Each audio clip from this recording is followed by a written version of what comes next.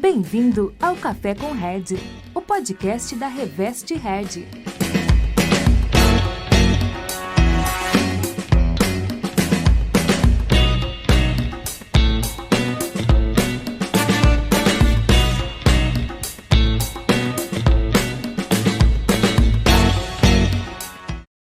Então, pessoal, vamos começar mais um Café com Red hoje. A gente está aqui com o pessoal da MB Arquitetura. Eu vou pedir para eles se apresentarem. Ok, eu sou o Gustavo Masson, sócio proprietário do escritório. E eu sou o Antônio Bertoni, também sócio proprietário do MB Arquitetura. Para começar essa conversa, eu queria saber por onde vocês começam um projeto. Eu acho que eu pergunto isso para todo mundo, mas acho que é porque é importantíssimo saber como que dá o start de um projeto bem sucedido. Para ter um resultado final, a gente sempre pede para os clientes serem muito sinceros com a gente, né? E o maior desafio, na verdade, para um projeto ser executado na íntegra além do cliente ser sincero daquilo que ele quer, deseja e almeja, o quanto que ele está disposto a investir nesse projeto. Tanto o projeto arquitetônico quanto o projeto de interiores. Que quando a gente trabalha com uma possibilidade de mínimo e máximo, a gente consegue adequar o perfil do cliente dentro daquele orçamento, né? Lógico, a gente sempre fala, você tem esse X, né? Você gostaria de gastar esse X. Porém, hoje, mais do que nunca, a gente não pode só colocar 20% a mais. Hoje a gente tem que deixar uma margem um pouco maior porque semanalmente os materiais estão absurdos. Então a gente sempre pede, vamos tentar trabalhar dentro desse valor, porém deixa uma reserva, porque pode acontecer de a gente precisar dessa gordura. Assim, você está falando um pouco dessa coisa do orçamento e tal. Hoje a gente tem uma gama de produtos absurdos no mercado, né? A gente tem um leque de escolhas muito grande. Como que vocês trabalham com isso, né? Dentro da questão do orçamento, no escritório, assim, como que você mensura isso, né? Como que eu vou levar para o cliente soluções dentro do orçamento dele e ele provavelmente vai se encantar com outra coisa? Isso é uma rotina? Acontece, não acontece? A super rotina. É o que mais acontece. A gente gosta, o que às vezes não é muito confortável para o cliente falar muito em relação a dinheiro, né? Apesar de a gente estar trabalhando com assim, um produto, né, o projeto, que demanda saber, né? Mas não são todos que gostam de falar. E é bacana quando falam exatamente para a gente poder adequar. Porque tem coisas que você percebe no cliente assim, que é muito mais o sonho. Então, se isso aqui realmente é o sonho, então a gente economiza em outra coisa para fazer acontecer aquilo que você faz questão, né? Eu acho que isso que é o mais interessante e que acaba dando bastante certo, assim, quando a gente consegue esse feedback do cliente, né? Quando o cliente consegue ser transparente nesse aspecto, o que é mais importante para ele, o que é mais significativo, lógico, não só levando a importância que ele quer, o desejo dele, mas com a nossa orientação. A gente fala, não, cara, eu acho assim, dá pra gente fazer isso que você quer, porém, vamos procurar um produto similar ou alguma coisa que não perca a qualidade, mas que te traga essa mesma estética. Porque funcional, a gente sempre tenta trabalhar sempre o funcional. O estético é o que o cliente mais manda e é o que o cliente mais vê, né? Aquela coisa. Então, isso daí a gente sempre consegue moderar e explicar para o cliente. Não é à toa que a gente nunca faz um orçamento ou a gente impõe, né? O nosso escritório, a gente tem essa maleabilidade, né? A gente nunca impõe. A gente sempre coloca o desejo do cliente na frente e aí dentro daquilo é que a gente vai direcionar. A gente brinca que lá no escritório a gente não é o dono do projeto, a gente não é a gente é o responsável, mas nós somos coautores do projeto, porque o projeto é do cliente. Então, o cliente tem esse anseio. Então, a gente só está ali para orientá-lo para ver qual é a melhor forma e o menor custo. Que é uma coisa que a gente fala bastante em reunião, não sou eu que vou morar. Né? Ah, é lindo, é maravilhoso, funciona? Nem sempre, né? Então a gente sempre preza assim, para o funcional, claro, para a estética, não vou fazer uma coisa lá só funcional, tentando encaixar nos anseios estéticos do cliente e deixar harmônico, né? Claro que a gente briga em algumas questões técnicas, né? E assim, igual o Gustavo estava falando, muitas vezes a gente propõe, vamos supor, um revestimento que imita cimento. A gente sempre faz um esquema, né, que mais a parte do Gustavo, eu fico mais na parte técnica do escritório, o Gustavo mais na parte de acompanhamento externo assim, com o cliente. Então, propus um revestimento. Chega na loja, olha, é esse aqui que eu propus. Porém, se você quiser, vamos olhar os outros modelos que tem. Ah, achei caro, achei muito grande. Então, ó, qual outro que ficaria bom? Né? E a gente tenta sempre ser bem sincero com o cliente. Ó, esse não, aquele sim.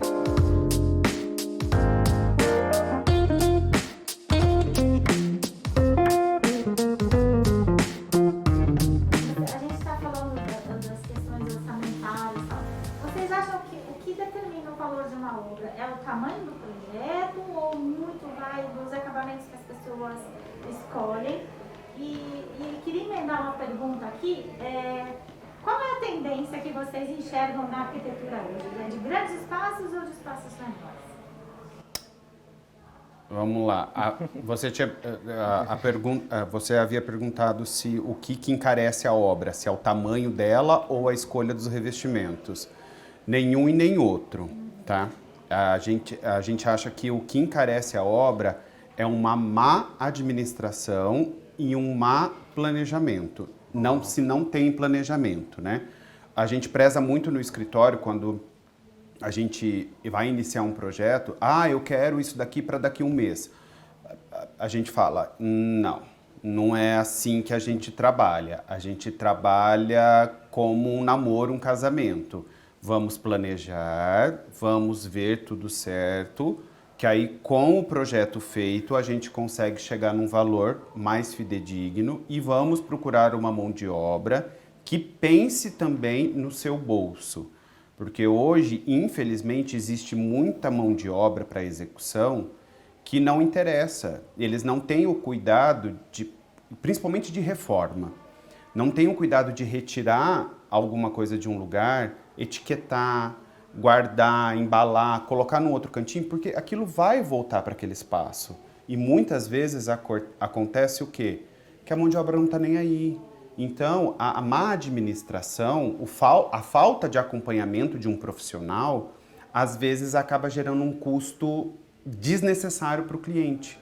Então, não só a magnitude da obra ou o revestimento caro, lógico, isso também, o acabamento, mas isso também faz com que a obra seja elevada. Porém, se a gente não tem uma administração, já começa aí o erro. O erro já começa daí. Tem muitos casos, por exemplo, que a gente vê aí de reformas de apartamentos novos, né? Acabaram de ser entregues pela construtora, o pessoal não tem o cuidado nem de empapelar o piso da parte que não vai ser mexida. Ah, mas ali não vai mexer. Aí, de repente, você vai na obra e derrubaram lá um carrinho de entulho, um saco de entulho, e o próprio pó da obra mesmo, né? E vai esfregando e risca tudo. E aí a pessoa, o cliente, tem que ir lá e trocar o piso e acaba ficando mais caro, né? O retrabalho, né? Como acho que em todo segmento, o retrabalho é o que custa caro. E a gente também sempre gosta de ver...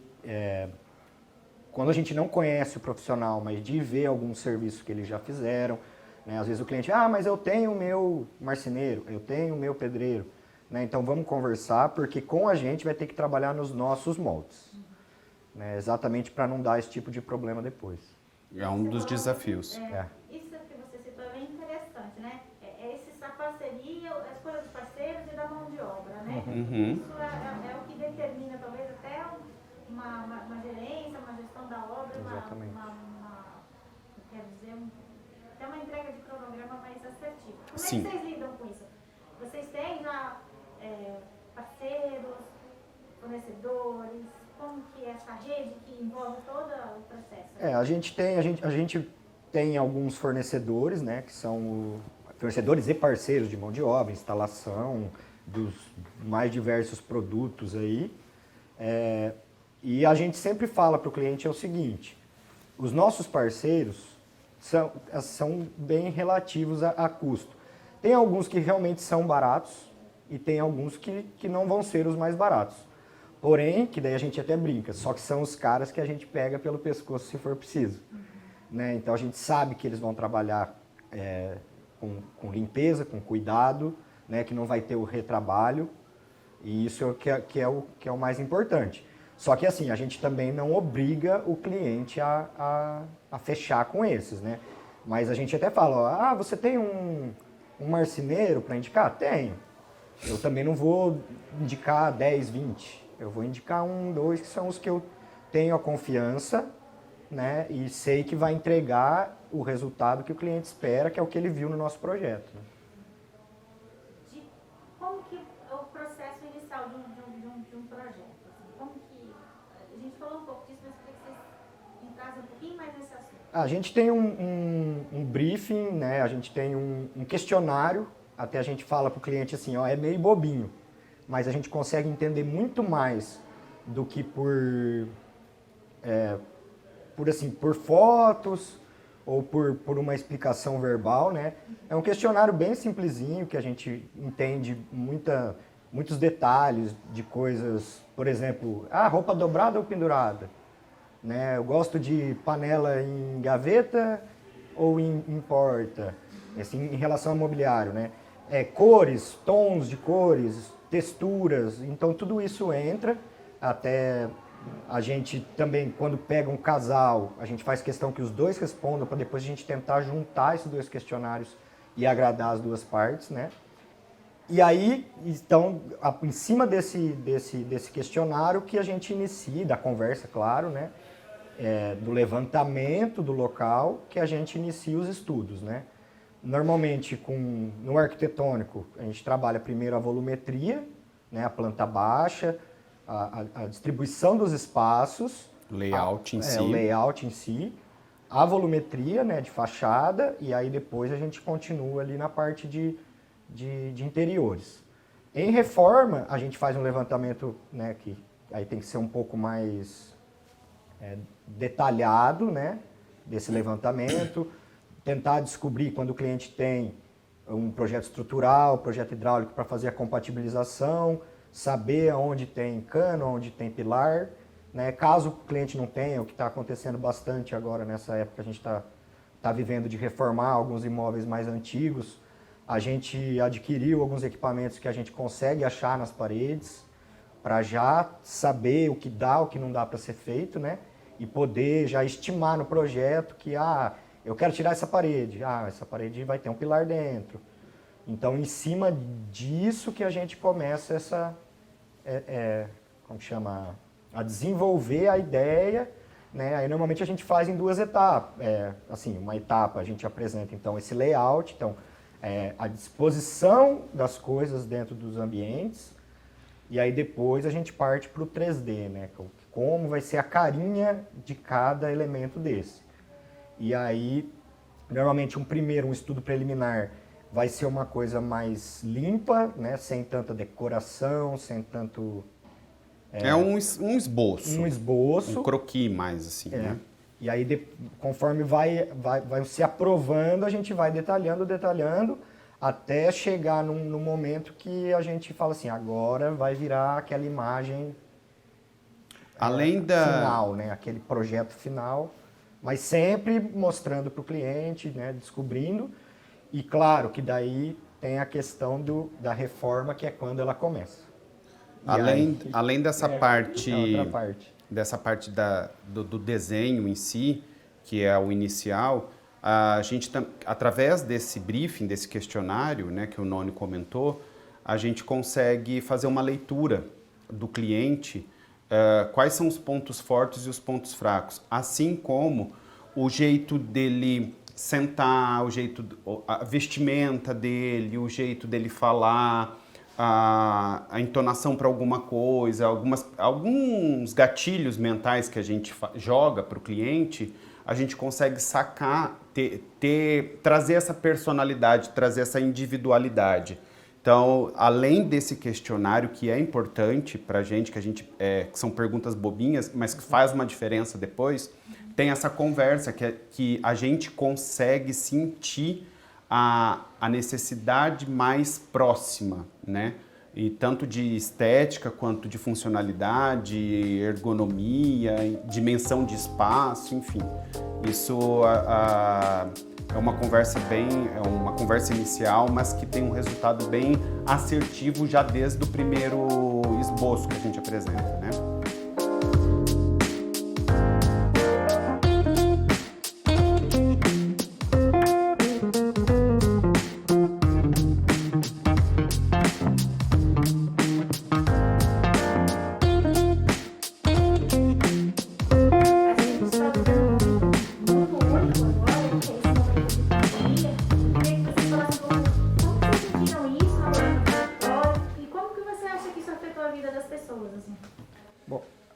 A gente abriu, né? A gente montou o escritório no final de 2014. Meio de 2014. Meio para o final de 2014. Então, nós iniciamos a nossa vida profissional, assim, essa fase da nossa vida profissional do nosso escritório, já em meio a uma crise imobiliária, né? Então, desde o começo, o escritório tem assim, uma especialidade que é reforma, né? Então a gente já estava até que expert na situação que acabou chegando, que a gente brinca que virou uma escadinha, né? Então todo mundo preso em casa, né, tendo que fazer o home office, com criança pequena principalmente, quer viver, né, um espaço que adeque melhor ao seu padrão de vida. Então a gente brincou que virou uma escadinha, porque uma pessoa morava num apartamento, mas para mim não foi para uma casa, que para ela é o padrão. Porém, esse apartamento antigo é o padrão melhor para alguém. E todo mundo que vai fazer essa migração para um imóvel pronto, quer deixar com a cara dele, quer mexer em alguma coisinha. Então a gente brinca assim, o cliente vendeu o apartamento, comprou uma casa e reforma para entrar. Alguém vai comprar esse apartamento, reforma para entrar. Esse alguém também morava em um lugar que é melhor para um outro alguém. E virou essa escadinha de todo mundo reformando. Não é à toa que você andando pela cidade está vendo tanta caçamba, tanta reforma e tanta obra, o que onerou bastante, né? O que é um dos problemas aí da pandemia. Tanto material pela oferta, né? Demanda, quanto a mão de obra mesmo. A gente até foi fazer um orçamento esses dias, refazer um orçamento de um projeto que estava parado, atualizar e as próprios fornecedores, mão de obra que tinham orçado da última vez, desculpa, mas não posso pegar. Eu consigo pegar para o começo do ano. E aí, então, isso também virou um desafio agora, nesse momento, né? Então, tem muitas coisas que acabam atrasando a obra, porque não chega, né? E assim vai. Uma outra coisa assim, que a gente vê que mudou bastante foi que, devido à pandemia, as pessoas ficaram mais em casas, né? E ficou num apartamento na casa. E aí elas começaram a enxergar uma necessidade diferente do padrão, da rotina que tinha, né? Por exemplo, tem cliente, tem gente, né, assim, que saía às 7 horas da manhã e voltava às 8 horas da noite. Então, chegava em casa e praticamente usava 3 ambientes, né? Garagem, sala e cozinha e quarto, né? Era isso. Com essa coisa do home office, da gente ficar em casa e etc., as pessoas começaram a ver que assim, poxa, eu trabalho tanto, tal, eu tenho uma vida... E eu não tenho uma qualidade que eu gostaria de ter dentro da minha casa. E aí isso buscou as pessoas a procurarem um jeito de de melhorar o bem-estar ali dentro, porque eles estavam passando mais tempo dentro de casa.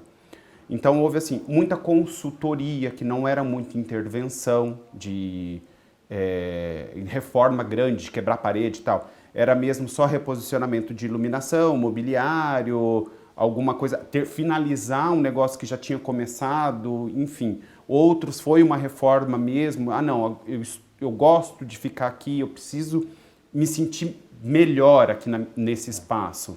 Então houve essa mudança de necessidade, né? Culturalmente falando, eu acredito que é uma mudança que vai ficar, né? Essa história do home office, né? A gente tem alguns exemplos aí de empresas grandes que até clientes nossos, a gente tem um cliente que tinha um escritório aí com 130 colaboradores, se não me engano, e literalmente agora no escritório, se não me engano, são 15. Então mandou para home office todo mundo, não mandou ninguém embora, né? E viu que funciona, né? E o legal também, pensando por esse lado, é que tem, assim, tanto culturalmente como pessoalmente falando, né? No meu caso, eu em casa, se eu não me arrumar para trabalhar, né? Por exemplo, quando teve o lockdown, ficamos em casa.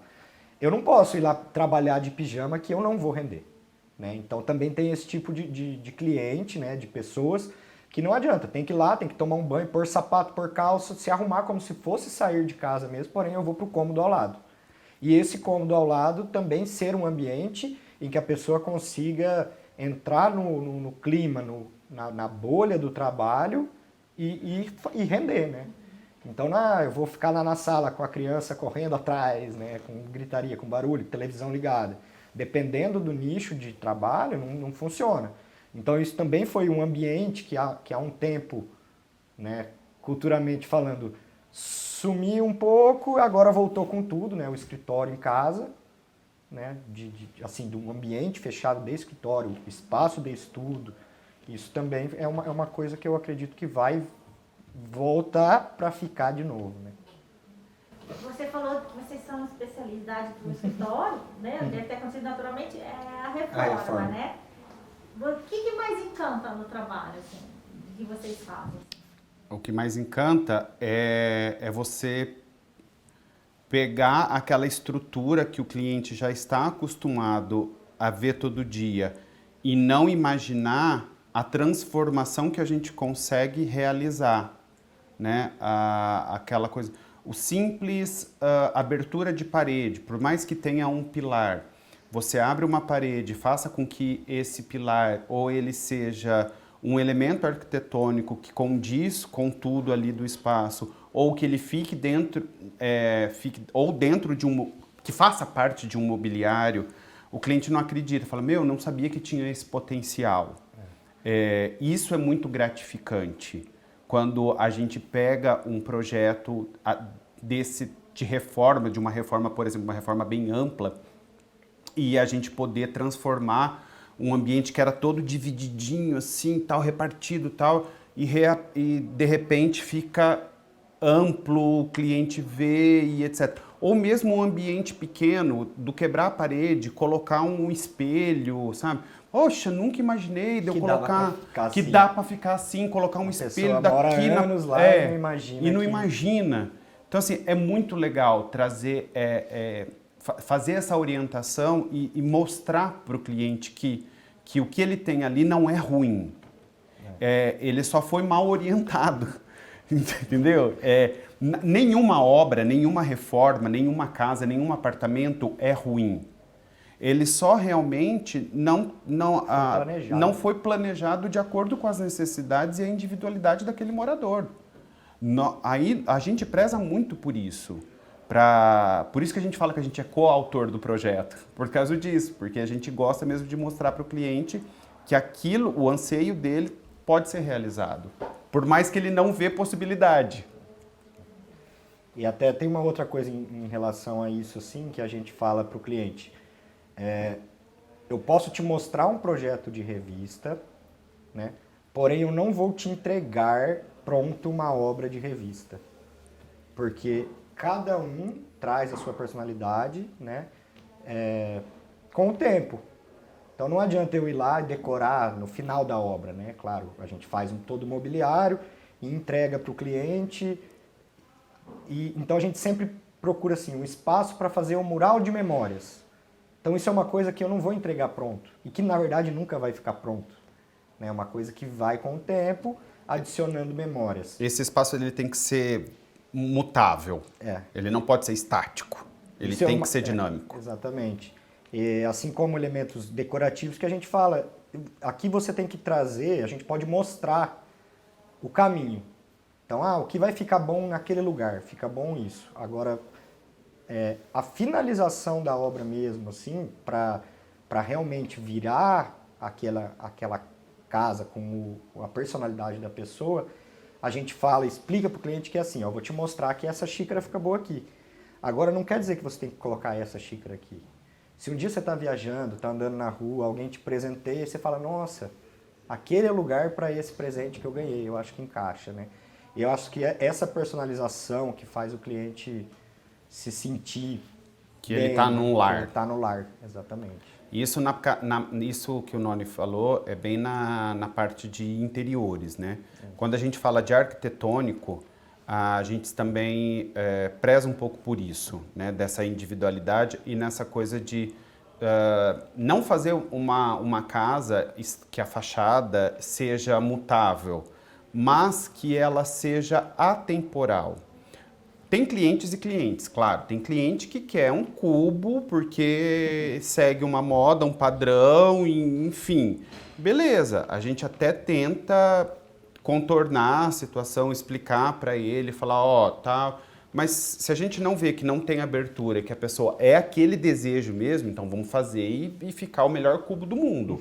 Assim como o arquitetônico de telhado aparente. Vamos fazer alguma coisa, mas só que assim, a gente tenta fazer para não ficar datado, para ficar sempre alguma coisa que com o passar dos anos, por mais que seja externo, o interno faz parte do externo. Então, assim, a fachada ela tem que fazer uma ligação com o interno da casa. Então, se dali 10 anos o interno da casa for todo repaginado, a fachada, com menos intervenções possíveis, a gente consegue deixar a mesma unidade visual, a mesma coisa. Então, assim, a gente é muito limpo na parte de desenho, nessa parte de casa. A gente gosta de deixar limpo, porque você tem a possibilidade de ou colocar uma cor, ou colocar um revestimento. A troca de um jardim tropical para um jardim inglês, por exemplo, sabe? O fato de você só trocar a vegetação ou trocar a iluminação já dá outra cara para a fachada. Então, tanto no interiores quanto na fachada, a gente gosta de deixar isso muito livre, a gente explica isso para o cliente. Lógico, tem as suas exceções, né? Como tudo, mas a gente faz a nossa parte, a gente tenta orientar.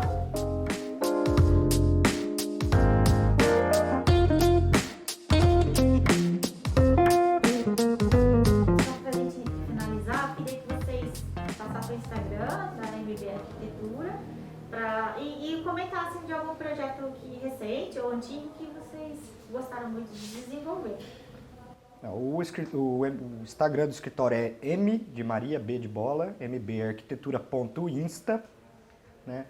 E de projetos assim que foram marcantes para a gente nos últimos tempos, teve a reforma de um restaurante, uma churrascaria bem tradicional da cidade, e um outro restaurante que a gente está finalizando, que é bem grande também, que é uma novidade aí para Maringá, né, para inaugurar mês que vem. Inaugurar em agosto. Em agosto, final de agosto, e que a gente vem aí numa batalha contra a pandemia para conseguir finalizar essa obra. Essa obra foi um desafio. Essa foi um desafio. Bem desafio.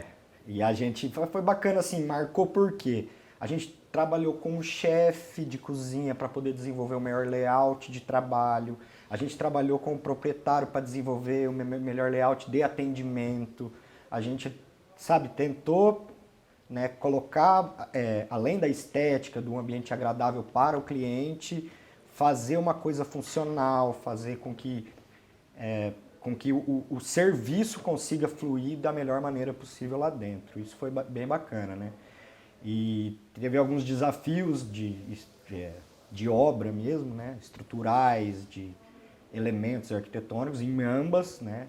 A gente teve um que a gente desmontou o forro e descobriu que o telhado estava praticamente desmontando, então vamos fazer reforço. Aí tem aquela coisa do atrasa, né? Do custo que ele não tinha previsto, que ele ia ter que trocar, mexer no telhado, enfim. Que é uma coisa que a gente brinca, assim, o cliente ele fica chateado de gastar em coisas que ninguém vê.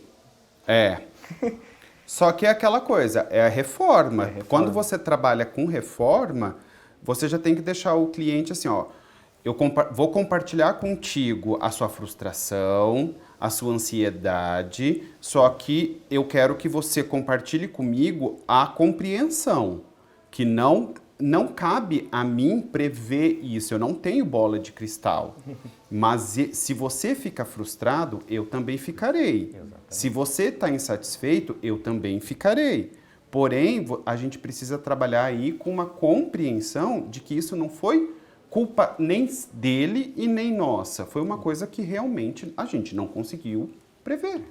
Teve até, só para um entendimento melhor, de uma cliente que a gente pegou para fazer uma reforma de um apartamento tem 30 anos, quase, o prédio. E assim, brigamos, né? Apesar de não dar para ver, mas brigamos para trocar toda a tubulação a partir do registro, inclusive o registro de entrada, toda a parte elétrica nova, toda a tubulação de gás nova. Ah, mas né, será? Estava aí dentro da parede, como que vai estragar? Não, eu acredito que é um investimento que você vai fazer agora e depois aquela coisa do que ele gastou realmente, que ele consegue ver, tem que ser quebrado para arrumar aquilo que não dá para ver, né? Então, ó, vamos fazer o seguinte, a gente vamos fazer caber o seu sonho, vamos economizar aqui, economizar ali, mas faz isso, né? Não é pro meu, é pro seu, no futuro você não se arrepender, né? Isso é uma coisa que a gente também sempre bate e faz questão do cliente entender, compreender essa necessidade numa reforma, né? Ainda mais com alguns edifícios aí da cidade. É porque as necessidades mudaram muito, né? Sim. A quantidade de aparelhos que a gente tem, uma muito. de 30 anos atrás não atende mais. Exatamente. Não. Tá, até a infraestrutura. Até não só a infraelétrica, como a infra-hidráulica, né? A infra-hidráulica, ela é totalmente diferente hoje, a ideia da concepção, do que de 15 anos, não precisa ter 30. Uhum. Mas prédios da década de 90, por exemplo, a tubulação é totalmente diferente. O sistema de captação é diferente, de captação pluvial e etc. Então, graças a Deus, a gente vem vindo numa melhoria de construção aí, de materiais, onde os engenheiros e os arquitetos têm trabalhado em conjunto para facilitar a melhor singularidade, nos casos de prédio, a melhor singularidade de unidade, por unidade, né? Então, assim, não tem feito tantos elementos ou pilares gigantescos, prumadas de prédio, tubulação de água que passe dentro, sabe? Que passam em determinados lugares para a gente conseguir que o cliente faça a sua personalização interna.